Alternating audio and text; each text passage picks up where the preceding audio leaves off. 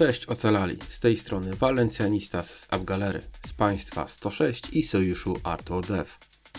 Mnogość zmian w ostatnim czasie spowodowała niemałe zawroty głowy wśród graczy i w wielu sojuszach pada co chwilę pytanie, na którym bohaterze powinienem się skupić, którą generację bohaterów robić, czy skupić się na ataku, a może kontroli, a może obronie?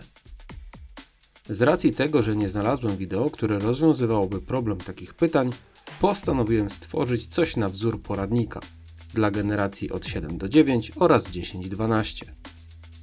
Przy generacjach od 7 do 9 jest to w miarę proste. Ty lub twój sojusz musicie to niepoprawny zwrot. Powinniście stworzyć 3 drużyny, to znaczy 3 liderów rajdu powinno się skupić na 3 innych drużynach heroesów. Dla przykładu, pierwszy lider rajdu powinien skupić się na wzmacnianiu bohaterów generacji 7, to znaczy Magnusa, Cardiniego oraz Grima.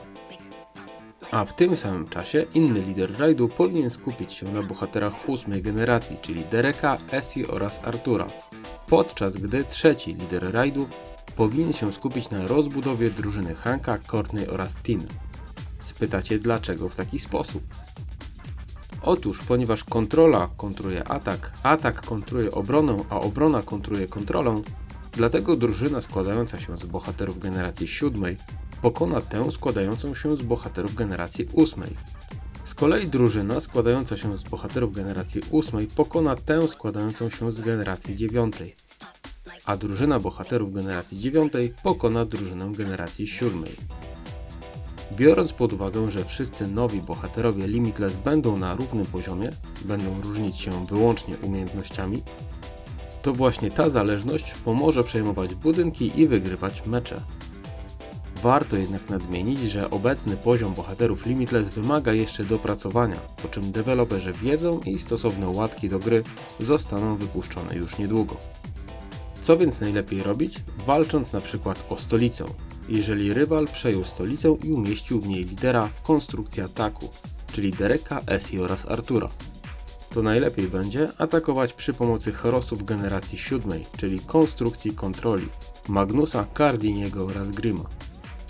Natomiast świetnym ruchem wyprzedzającym byłoby natychmiast po odbiciu stolicy bohaterami 7 generacji, czyli konstrukcji kontroli, umieścić tam bohaterów 9 generacji, Magnusa, Courtney oraz Tinę, ponieważ są przedstawicielami konstrukcji obrony. No dobrze, a co z bohaterami generacji 10 do 12? No tutaj sprawa jest trochę bardziej skomplikowana, ale przez to również dużo ciekawsza. Mianowicie deweloperzy wymieszali bohaterów tych generacji w stosunku do konstrukcji, które tworzą.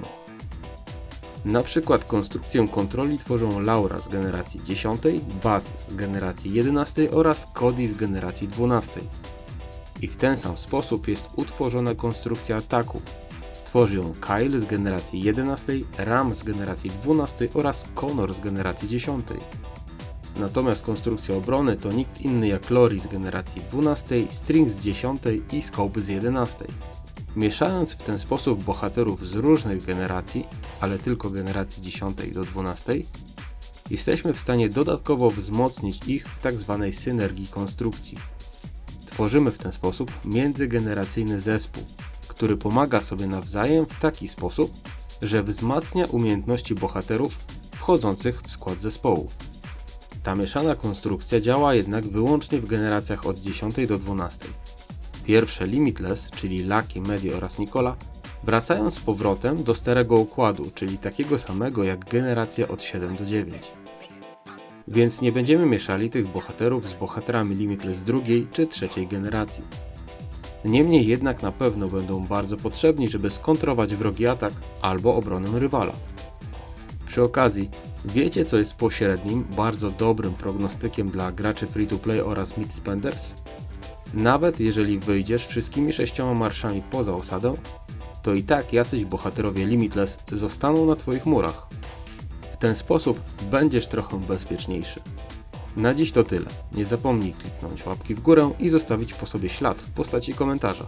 Do zobaczenia na polu walki.